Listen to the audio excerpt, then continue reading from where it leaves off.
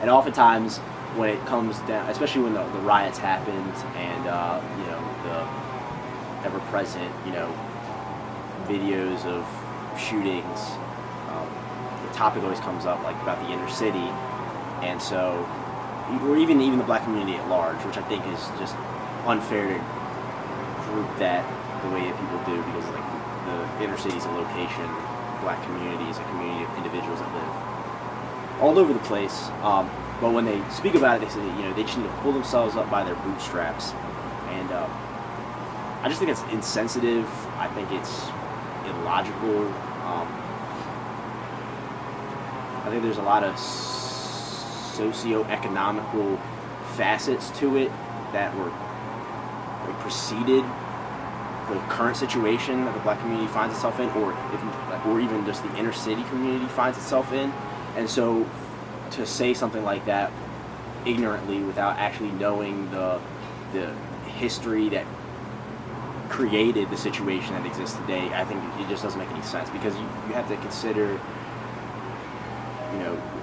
when slavery was abolished, the African Americans weren't allowed to buy houses in certain locations. They weren't, they were told to separate themselves. This is not for you. This is not your area. You're not allowed to be here. And they were segregated, and yet again, and pushed into locations where they couldn't thrive. You can't thrive without owning land. That's just how you build society at large. You need land to build wealth.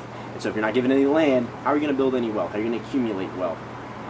And so through a variety of ways, whether it was the government injecting drugs into the African American communities and then starting the war on drugs, which is the war on black people, because you can't enslave them, but when you're in prison, you don't have any rights. If you're a criminal, you don't have any rights. So how do you make sure that you can enslave a people group again? You just push them to perform illegal acts. I'm not saying that they didn't make their own decisions, but in a way, when you force it into a community that doesn't have anything, that becomes a part of their culture, it becomes some of their existence and the way they make money, because they can't own land, like I've said, it creates an ability to imprison a large group of people, to take fathers out of homes for the same drugs that the bougie white community was using, and we're not catching anywhere near the same sentencing.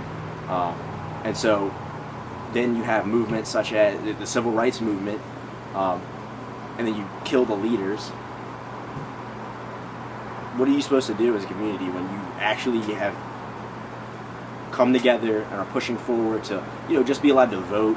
I know it was ridiculous, and whether it's Malcolm X, who had a pretty, maybe I guess, abrasive way of going about things, because when your people are getting killed and forced to not be allowed to eat in the same place as other humans, you get angry, which is understandable. And I don't want to come across as like militant, but it's understandable.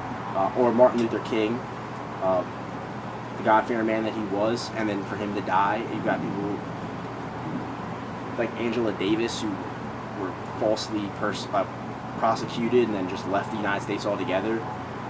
The leader of the Black Panthers, whose name I can't remember at the moment, he got killed inside of, and I don't advocate the Black Panthers per se, but when the police, who are supposed to uphold justice during that time frame,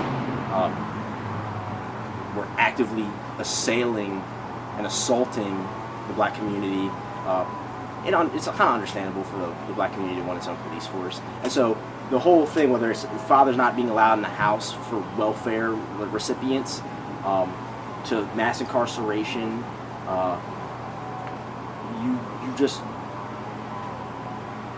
you don't have boots to pull up the straps on. There's no boots there.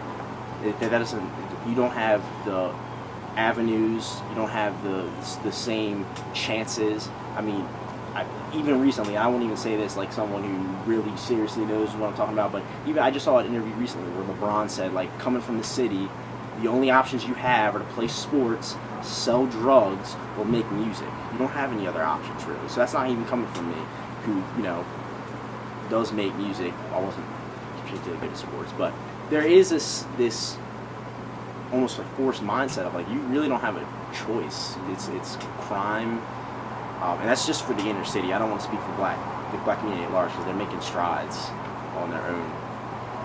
But if you're talking about the community at the inner city community, or talking about the black community at large, I just think it's ignorant to talk about bootstraps. And any boots that they do have on, they earn them themselves, and they worked hard for them, and they fought through a lot of things to get to where they are today. And to blow it off with such a flippant statement is just not offensive, but it's infuriating in a way. And I think it's real lame.